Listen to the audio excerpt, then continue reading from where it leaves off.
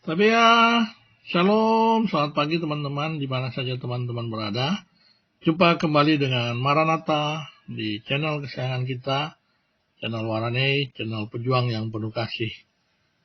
Puji Tuhan teman-teman, jika saya masih bisa memiliki waktu dan terutama memiliki kesehatan, semangat untuk bisa berjumpa dengan teman-teman, mengabarkan kabar baik tentang Injil kebenaran, serta kita juga membicarakan hal-hal yang mana upaya-upaya untuk membelokkan ajaran-ajaran yang sesuai dengan Injil kebenaran kita. Nah, teman-teman, kali ini kita akan membahas satu topik yang mana yang sedang hangat juga ya, di mana beberapa hari terakhir ini terindikasi atau ada beberapa yang menginformasikan bahwa polisi telah mengetahui siapa dalang daripada demo yang terjadi pada 11 April yang lalu ya, di mana terjadi kerusuhan dan adanya korban, yakni persekusi terhadap seorang tokoh politik atau yang biasa menjadi komentator dalam politik di Indonesia, yakni Ade Armando, serta adanya beberapa polisi yang juga terluka ya, kalau tidak salah ada sekitar 6 orang akibat demo tersebut, dan disinyalir bahwa ada kelompok yang ikut menumpang sebagai penumpang gelap di dalam demo tersebut ya, yakni yang dikenal dengan kelompok HTI atau Hizbut Tahrir Indonesia. Beberapa orang lainnya menyebutkan ada FPI di sana ya. Tetapi saya lebih cenderung pagi ini ingin membahas satu kelompok yang disebut tadi, yakni Hizbut Tahrir Indonesia. Seperti apa teman-teman? Dan yang paling penting, kita di sini mengetahui apakah nanti kelompok HTI ini telah ikut juga menyusup di dalam dunia per-YouTubean ya. Karena ini bahaya sekali teman-teman ya. Kelompok yang sudah dilarang oleh pemerintah Indonesia sebagai organisasi terlarang yang harus dihindari, kalau mereka menyusup lewat tayangan-tayangan YouTube ya, ini sangat berbahaya teman-teman. Kalau kita melihat lagi, memahami siapa kelompok HTI ini, kita akan bisa mampu untuk mengindikasi siapa kelompok-kelompok yang ada di dalam debat-debat YouTube ini, yang memang ternyata dari kelompok HTI. Nah, ini kita harus berhati-hati teman-teman. Karena apa? Ketika kita sudah terjebak untuk berdebat dengan HTI, ya kita sudah ngotot-ngototan dengan ayat-ayat yang mereka gunakan, ternyata ya itu hanya mereka saja yang memahami atau mengaplikasikan ayat itu, sementara kelompok muslim lainnya tidak. Sehingga ketika kita berdebat dengan mereka, bisa jadi kita melukai hati dari kelompok muslim yang lain. Nah, ini yang harus teman-teman pahami ya. Jadi kita harus berhati-hati di dalam perdebatan, baik berdebat secara diskusi maupun debat secara monolog ya. Karena monolog juga merespon apa-apa yang ada di dalam konten yang sebelumnya direspon tersebut. Artinya gini, kalau konten tersebut adalah konten dari orang-orang HTI ya, yang mana mereka memiliki tujuan-tujuan tertentu, ketika kita juga merespon dengan monolog seperti ini, itu juga merupakan kondisi yang berbahaya ya. Saya sendiri telah mengingatkan kepada diri saya sendiri, dan semoga juga teman-teman yang lain itu bisa sedikit memahami ini dan atau memahami hal ini dan sedikit untuk bertindak waspada ya. Oke, mari kita pahami dulu teman-teman, apa yang terjadi dengan demo yang kemarin, dan kenapa ada indikasi bahwa kelompok HTI inilah yang bermain di dalam kerusuhan demo kemarin tersebut. Ya, jadi topik saya di sini saya beri judul memahami Hizbut Tahrir Indonesia yang konon katanya sebagai dalang kerusuhan demo 11 April 2022 yang lalu. Dan siapa polemikus YouTuber Muslim terpapar HTI saat ini? Ya, oke. Jadi saya mulai dulu dari latar belakang dari topik ini, tema yang kita bawakan ini. Demo 11 April 2022 yang lalu diwarnai dengan aksi persekusi terhadap pengamat politik Ade Armando. Ya, kenapa hal itu terjadi? Karena pernah Ade Armando membuat pernyataan seperti ini ya. Ini dibuat oleh Rocky Gerung fans. Ini mungkin ini ya fansnya Rocky Gerung. Mereka buat mengutip pernyataan Ade Armando yang dulu pernah ada di TV, ya, atau di channel YouTube-nya Cokro TV. Dia mengatakan seperti ini, saya Ade Armando beragama Islam, tapi tidak percaya syariat Islam harus dijalankan. Nah, ini saya ingat persis ketika kata-kata ini dia katakan bahwa dia yang beragama Islam, tetapi dia sendiri tidak percaya syariat Islam itu harus dijalankan. Nah, inilah yang mengundang kemarahan orang-orang, terutama dari kelompok Islam yang sedang berusaha mendirikan negara bersyariat Islam, yang kita kenal sebagai negara khilafah.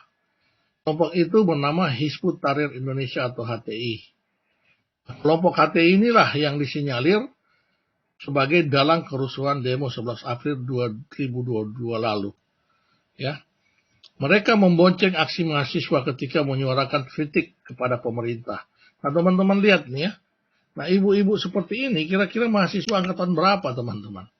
Ya, itu sudah ada yang mungkin bisa jadi kalau dia kuliah, itu ibu itu yang sedang pegang toa itu apa? Itu toa ya. Itu bisa jadi itu sudah sejajar rektor itu ya, kalau lihat dari wajah ibu tersebut ya. Nah, mereka inilah yang awalnya terlibat ricu dengan Ade Armando ya, apalagi yang teman-teman lihat persis ibu yang sebelah kanan. Ya, ibu yang paling sebelah kanan ini itu adalah yang sering sekali tampil di video ketika Ade Armando dipersekusi ya, Ade Armando dipukul. Nah, ini ibu-ibu angkatan 45 kata Bu Carolina ya. Ya, ini sudah sejajar rektor ibu-ibu ini kalau ini ya. Mak-mak mahasiswa yang cekcok dengan Ade Armando ya. Nah, ini juga ya ketika Ade Armando dipersekusi, teman-teman lihat ada seorang ibu yang sedang membawa toa ya.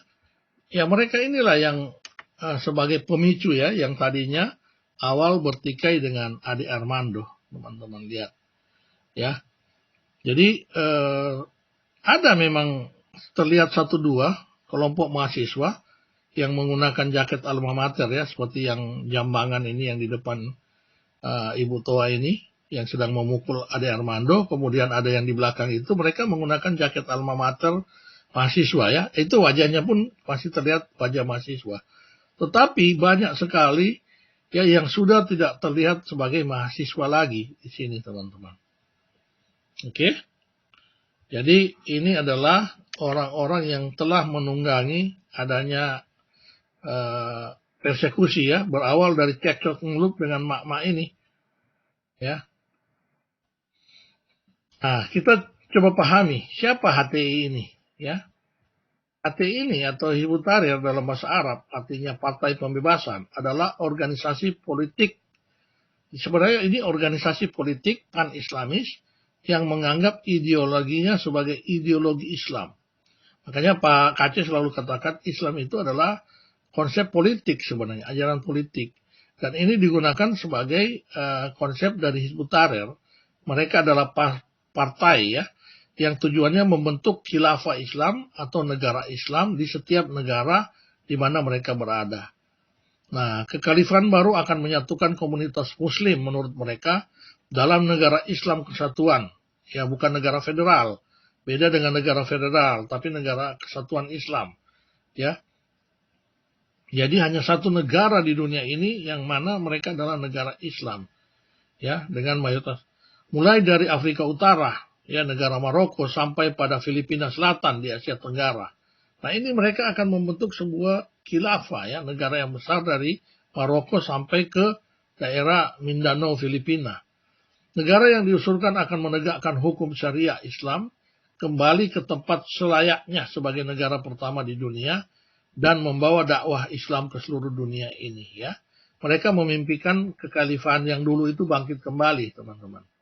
Jadi teman-teman tahu waktu Muhammad meninggal ya, wafat, itu diganti oleh pemimpin kelompok ini, itu namanya Abu Bakar ya.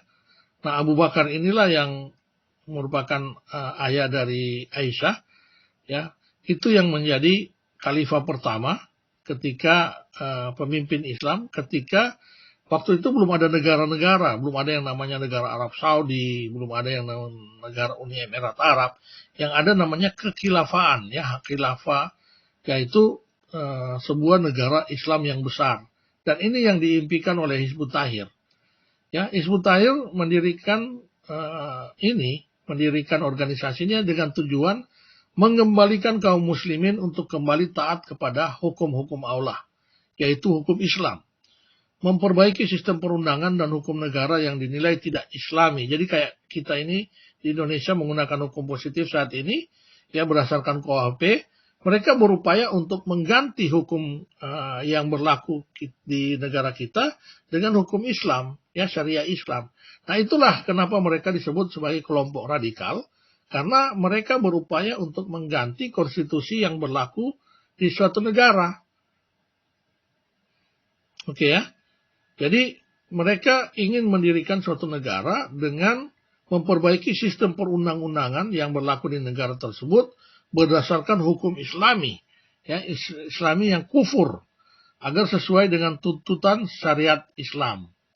Ya, mereka ingin membebaskan dari sistem hidup dan pengaruh negara Barat. Nah, Hizbut Tahrir di sini juga bertujuan untuk membangun kembali pemerintahan Islam sebagai warisan, ya, ketika Muhammad wafat, ya, dia membentuk sebuah khilafah yang dipimpin pertama oleh Abu Bakar, kemudian diganti oleh Umar bin Khattab, kemudian kalau tidak salah yang ketiga itu Utsman bin Affan, baru ini saya berdasarkan ingatan, ya, mungkin saya salah, dan yang keempat adalah Ali bin Abu Muthalib, ya, yang merupakan menantu daripada Muhammad, yang juga merupakan saudara sepupu Muhammad. Seperti itu, ya. Nah, inilah yang mereka impikan untuk membentuk sebuah khilafah. Nah, yang menjadi kenapa mereka ngotot untuk membentuk khilafah ini, mereka mengacu pada ayat Quran, yakni Qiyas Ali Imran atau Qiyas 3 ayat 85. Ya, itu ada bahasa Arabnya, tetapi ada artinya dalam terjemahannya. Di situ dikatakan, barang siapa mencari agama selain agama Islam, maka sekali-kali tidaklah akan diterima agama itu daripadanya, dan dia di akhirat termasuk orang-orang yang rugi. Ya, teman-teman, ya. Jadi mereka mau sebuah negara itu hanyalah terdiri dari orang-orang Islam. Mereka tidak mau ada orang-orang yang beragama lain. Mereka tidak ingin pluralisme di sini. Nah, ini menurut mereka, ya. Saya nggak tahu, nanti teman-teman bilang, oh, kamu nggak mengerti ayat ini. Saya hanya membacakan di dalam website terkait dengan siapa HTI ini, teman-teman.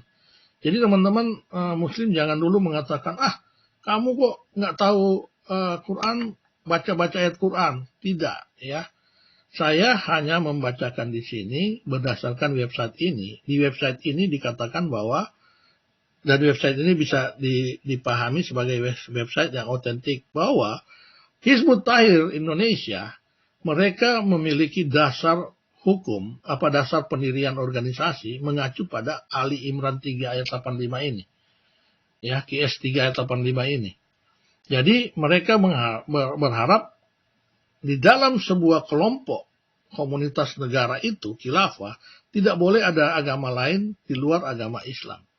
Ya, sehingga mereka mengutip ayat ini, barang siapa mencari agama selain agama Islam, maka sekali-kali tidaklah akan diterima agama itu daripadanya, dan dia di akhirat termasuk orang-orang yang merugi. Seperti itu, ya. Kita lanjut. Selain ayat tadi, mereka juga mendasari pada ayat-ayat yang lain, ya. Itu sebagai ayat utama.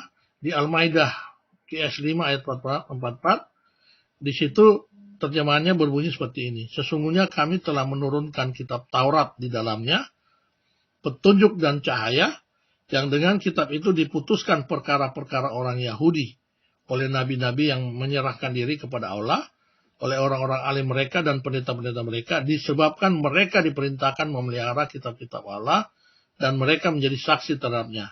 Karena itu janganlah kamu takut kepada manusia, tapi takutlah kepadaku. Ya. Jadi ini dijelaskan juga bahwa ada kitab-kitab Taurat yang diturunkan sebelumnya, ya, kepada orang Yahudi. Nah, di sini yang saya tandai ini yang penting teman-teman baca. Barang siapa yang tidak memutuskan menurut apa yang diturunkan Allah, maka mereka itu adalah orang-orang yang kafir. Ya. Jadi kalau orang Yahudi yang dulu memiliki Taurat itu juga bisa digunakan untuk memutuskan ya keputusan-keputusan berdasarkan Taurat tersebut. Nah di Al-Maidah ayat 48 ini agak mirip ya. Di sini berbunyinya seperti ini. Dan kami telah turunkan kepadamu Al-Quran dengan membawa kebenaran, membenarkan apa yang sebelumnya yaitu kitab-kitab yang itu dan batu ujian terhadap kitab-kitab yang lain itu. Maka putuskanlah perkara menurut apa yang Allah turunkan dan janganlah kamu mengikuti hawa nafsu mereka dengan meninggalkan kebenaran yang telah datang kepadamu.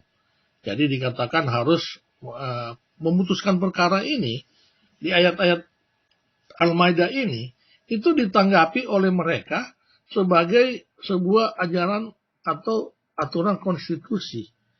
Ya, jadi mereka berharap ketika seseorang melakukan tindakan yang mana melanggar ayat Quran, berarti mereka telah melanggar aturan konstitusi yang berlaku. Karena ayat-ayat Quran ini mereka anggap sebagai konstitusi negara mereka. Ya, sampai sini teman-teman masih bisa ikuti ya. Di Al-Maidah 49 juga hampir mirip ya. Ini ayat selanjutnya dari tadi, yang ayat sebelumnya. Dan hendaklah kamu memutuskan perkara di antara mereka menurut apa yang diturunkan Allah, dan jangan kamu mengikuti hawa nafsu mereka. Jadi ini mereka menganggap bahwa setiap perkara atau setiap putusan dari perkara itu harus berdasarkan Al-Quran. Nah ini artinya mereka menganggap Al-Quran itu sebagai konstitusi. Ya, saya khawatir kemarin juga Hakim Pak Gace juga mengatakan seperti itu ya, bahwa hanyalah aturan yang mereka ikuti itu berdasarkan aturan Al-Quran ya. Semoga bukan seperti itu ya. Oke ya, jadi mereka menganggap sekali lagi teman-teman pahami bahwa Al-Quran itu sebagai ajaran konstitusi yang harus diikuti ya. Nah ini yang mereka inginkan untuk membentuk sebuah negara khilafah atas dasar ini. Nah, ada beberapa hadis sunnah juga yang menjadi dasar dari organisasi HTI. Ini yang masih di dalam website yang sama ya. Ini bukan karangan saya. Itu disebutkan, Muhammad bersabda, barang siapa yang melakukan suatu amal perbuatan yang bukan termasuk urusan kami, berarti amal perbuatan itu tertolak. Jadi teman-teman kalau melakukan perbuatan yang amal, artinya perbuatan baik, tetapi perbuatan baik itu tidak ada di dalam Al-Quran, Al-Quran tidak menganjurkan bahwa itu merupakan sebuah perbuatan baik, itu dianggap sebagai tidak valid atau tertolak, teman-teman. Ya, jadi misalnya ada hal yang mungkin orang yang di luar Islam seperti kita, umat Kristen, membuat sebuah amal kebaikan, tetapi dasar amal kebaikan kita karena kita mengacu pada ajaran kasih, misalnya, ya. Tetapi itu di luar dari atau bertentangan dengan apa yang dari Al-Quran. Nah, hal seperti itu tidak diperhitungkan sebagai amal perbuatan. Itu dianggap tertolak, teman-teman. Begitu juga sebaliknya nanti. Kalau kita melakukan aturan pelanggaran, tetapi itu tidak ada di dalam Al-Quran, itu tidak dianggap pelanggar. Paham ya? Di hadis yang lain dikatakan seperti ini. Barang siapa yang mengajak orang pada asyabiyah atau primordialisme, sektarianisme, nasionalisme, tidaklah termasuk golongan kami. Nah, jadi ini yang membuat kelompok HTI ini menjadi eksklusif, teman-teman. Ya, mereka menganggap sebagai sesuatu yang di luar mereka itu gerakan nasionalisme seperti itu apa semua itu bukan bagian dari perjuangan mereka. Nah, hati-hati teman-teman dengan kelompok-kelompok yang menginginkan ini. Makanya Adi Armando mengatakan saya Islam. Ya, Adi Armando juga sholat 5 waktu, dia juga menjalankan agamanya dengan baik, tetapi dia tidak setuju dengan adanya syariah Islam ditegakkan sebagai hukum negara Indonesia.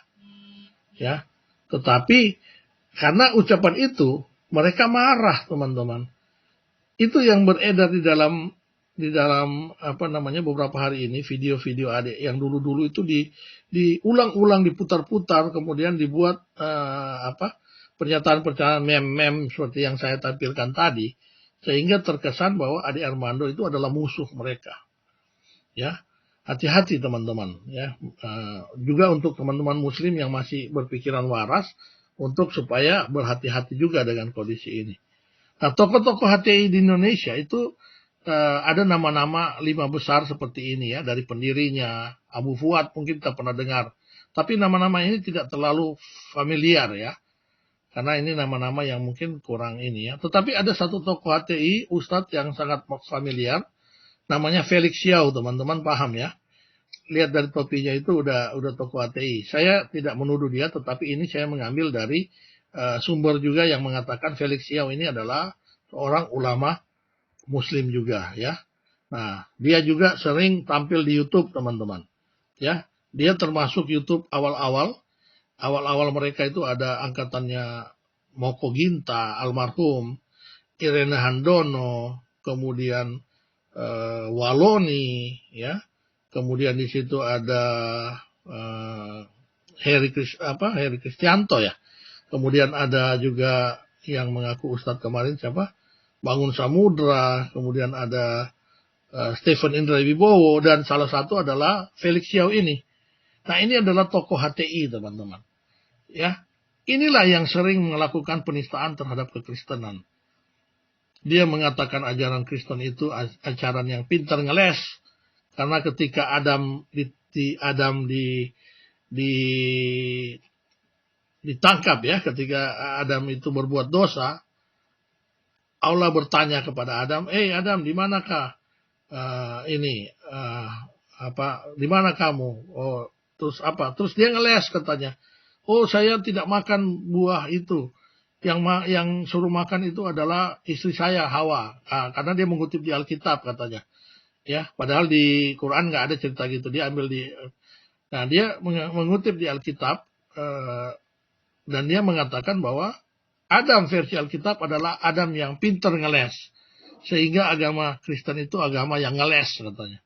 Nah, ini orang-orang tokoh HTI seperti ini, ya, selain mereka juga menghancurkan Islam dari dalam, ya, aslinya Islam Nusantara ya, Islam yang cinta NKRI ini, mereka juga menghancurkan kekristenan teman-teman. Makanya hati-hati, ya. Saya khawatirnya ada orang-orang yang di dalam debat-debat Kristen ini, di dalam YouTube ini, ada model-model yang seperti kelompok Felix Xiao ini. Ya, sehingga kalau kita terjebak dengan diskusi yang terlalu keras dengan mereka, akhirnya apa? Islam-Islam yang lain menganggap bahwa kita ini melukai hati mereka, padahal yang kita lakukan adalah untuk menyerang orang-orang HTI ini. Seperti itu ya teman-teman. Jadi HTI ini sebenarnya bukan musuh orang Islam yang masih punya logika seperti Ade Armando, orang-orang Islam yang waras, tetapi ini adalah musuh kita bersama teman-teman. Ya, karena apa? Mereka adalah disebut radikal karena mereka ingin mendirikan negara Indonesia. Ya. Nah, saya juga melihat ada satu tokoh yang baru-baru muncul ini, ya. Ini kebetulan orang satu kampung dengan saya nih. Ya, Tuama ini juga ya. Tuama ini, Rocky Gerung ini, si Tuama ya, kalau orang Manado bilang itu laki-laki itu Tuama ya. Kalau perempuan itu Wewene ya. Tuama satu ini satu orang yang juga terindikasi sedang membela kelompok-kelompok HTI ini. Ya. Dia sebagai orang yang selalu digadang-gadangkan atau selalu diagung-agungkan oleh kelompok HTI. Ya. Si Rocky Gerung ya, teman-teman tahu. Dan dia mengatakan bahwa khilafah tidak bertentangan dengan konstitusi. Ya. Nah, kalau dia mengatakan khilafah itu tidak bertentangan dengan konstitusi, kenapa khilafah mau merubah konstitusi negara Republik Indonesia? Hati-hati dengan Tuama satu ini ya. Bertobat ngana Rocky. Ya, jangan sampai ngana ta iko-iko dorang pe ajaran cuman gara-gara ngana dong puja-puja ya. Dorang puji-puji pangana, makam puji, saking makam puji ngana ta iko-iko deng dorang. Ya, ini sebagai sesama Tuama kasih baku ingat ya. Karena torang pe tua-tua ya, torang pe guru Samratulangi mengajarkan kasih baku ingat, baku-baku tongkah ya. Jadi kita kasih ingat Pak Rocky Gerung, hati-hati ngana. Ya jangan sampai ngana karena makang puji, ya karena dipuji-puji oleh orang-orang HTI ini, sehingga Anda terjebak dengan permainan mereka. Ya, tuama hati-hati kita bilang. Oke. Jadi ini sedang dipuja-puji. Tetapi teman-teman sebenarnya itu judul ya. Kalau kita melihat pernyataan Rocky Gerung, saya khawatir Rocky Gerung tidak berkata seperti itu. Itu judul ya. Judul dari, kan kadang judul dibuat sedemikian rupa, ya, sebombastis mungkin, ya, atau dibuat untuk tujuan marketing ya, supaya orang tertarik membaca. Tetapi kalau saya baca, pernyataan Rocky Gerung tidak seperti itu. Yang dia katakan seperti ini, mudah-mudahan kita tamang tuama ini benar menurut kita ya, kalau kita baca isinya ini. Ya, kita baca sama-sama teman-teman. Akademisi dan juga pengamat politik Rocky Gerung menjadi saksi ahli yang dijadikan tim kuasa hukum Munarman. Makanya Munarman dikasih hukuman ringan, cuma 3 tahun. KC jadi 10 tahun. Harusnya Rocky Gerung ini jadi saksinya KC. Ya. Dalam persidangan kasus tindakan pidana terorisme dengan terdakwa Munarman yang digelar Pengadilan Jakarta Timur 2 Maret yang lalu. Ya, masih sekitar 2 minggu yang lalu. Dalam kesaksiannya di depan majelis hakim, Rocky Gerung mengatakan diskusi tentang khilafah sama sekali tidak mengganggu dan juga tidak bertentangan dengan konstitusi negara Indonesia. Jadi yang Rocky Gerung katakan di sini adalah diskusi. Orang membahas tentang khilafah itu tidak salah. Tetapi judul tadi mengatakan, Rocky Gerung mengatakan khilafah itu tidak bertentangan dengan konstitusi. Jadi ini sebenarnya ada sebuah pertentangan antara judul dengan isi teman-teman ya. Makanya Rocky Gerung ini harusnya bersuara, jangan sampai dia dikambing hitamkan ya. Dia bersaksi kalau dia mengatakan bahwa diskusi tentang khilafah tidak bertentangan dengan konstitusi, saya setuju. Seperti saya sedang membahas ini, itu kan saya sedang berdiskusi tentang khilafah. Ya jelas tidak bertentangan dengan konstitusi, tetapi kalau judulnya tadi, teman-teman lihat ya, kasihan juga kalau kita petua amat satu ini dorong fitnah ya. Jadi kalau orang mengatakan khilafah tidak bertentangan dengan konstitusi, ini salah besar Rocky Gerung. Tetapi kalau kita baca isinya, Rocky Gerung tidak berkata begitu. Dia berkata bahwa diskusi tentang khilafah tidak bertentangan. Jadi apa yang saya juga sedang bahas ini, saya sedang berdiskusi tentang khilafah. Itu tidak bertentangan. Ya. Makanya Rocky Gerung berpendapat pembahasan tentang khilafah bisa dilakukan oleh siapapun, dimanapun. Tidak seharusnya dilarang. Benar. Makanya saya lakukan ini. Karena saya tahu ini tidak bertentangan dengan konstitusi. Sebagai orang Kristen saya tidak mau melanggar konstitusi. Ya, hukum positif yang sedang berlaku di negara ini. Oke. Bahkan di dalam penjelasan ini selanjutnya Rocky Gerung mengatakan, kalau kita mendiskusi tentang PKI pun nggak ada masalah. Apa salahnya kita berdiskusi tentang PKI? Tetapi kalau kita mengatakan PKI sesuai dengan konstitusi itu salah. Tetapi kalau diskusi tentang PKI, kata Rocky Gerung, boleh-boleh saja tidak bertentangan. Nah ini sebenarnya adalah pernyataan yang benar. Sayangnya judulnya itu dibuat seakan-akan Rocky Gerung menyetujui adanya khilafah di negeri ini. Akhirnya orang-orang pendukung-pendukung khilafah mengagung-agungkan, memuji-muji Rocky Gerung ini. Seperti itu ya. Jadi Rocky Gerung harusnya mengklarifikasi ini. Apakah pernyataan dia adalah bahwa khilafah atau diskusi tentang khilafah yang tidak bertentangan. Oke. Nah, ini yang kita harus waspada. Polemikus muslim ya. Mereka seakan-akan juga memiliki paham-paham yang sama seperti paham khilafah HTI ini. Tapi saya tidak mengatakan bahwa mereka ini adalah sudah positif ya. Ini harusnya kita berhati-hati. Satu lagi sebenarnya yang bisa ditambahkan di sini adalah saya sudah curiga dari awal. Ustadz Su teman-teman tahu ya, yang punya channel LSIPP, Lembaga Studi Ilmu Peradaban, Pengembangan Peradaban yang Tidak Beradab ya, LSIPP. Ustadz Su ini sekarang dia punya channel Ulil Albab ya. Saya sering panggil Ustadz Su, tapi nama lengkapnya sebenarnya Suharsono. Ya, Ustadz Su ini dia juga, saya dari awal curiga dia adalah bagian dari HTI yang menyusup masuk ke dalam YouTube, teman-teman. Nah, ini kita harus berhati-hati karena ada indikasi dia itu ada di dalam kelompok HTI. Dan isi dari konten-konten dia tidak jauh dari isi kepala yang ada di dalam Felix Xiao. Seperti itu. Ya. Oke teman-teman, saya berharap teman-teman yang menonton tayangan ini untuk berhati-hati. Jangan sampai kita ketika ngotot berdebat baik secara monolog maupun dialog dengan orang-orang yang seperti ini yang ada di YouTube, ya, sehingga kita terlalu keras dalam perdebatan tersebut, akhirnya kita menyinggung saudara-saudara kita Muslim yang baik-baik, ya. Itu saja yang saya ingin sampaikan. Semoga ini bisa menjadi sebuah pencerahan bagi kita di pagi hari. Semoga Tuhan menyertai kita semua. Salam, salam kebajikan. Haleluya. Amin.